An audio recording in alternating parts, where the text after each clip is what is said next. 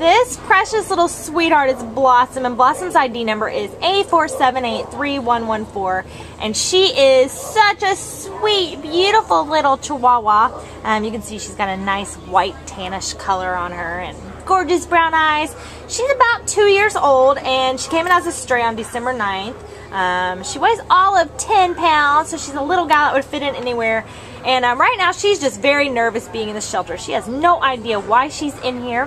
And we just want to see her get out. She's so sweet and loving once she warms up to you, when she knows that she can trust you and that you're safe. She really just craves just knowing that she's safe and secure, and then she just wants some love and affection. We think when she gets out of here, she's going to be, you know, a good medium energy girl, playful but still very loving and affectionate. And we would love, love, love to see her get a home for the holidays, because she doesn't want to be here. She just wants a home, and she's so sweet.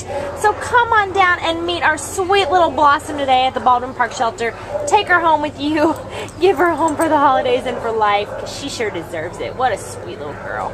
Bye-bye, Blossom. You are such a sweetie. Bye, beautiful.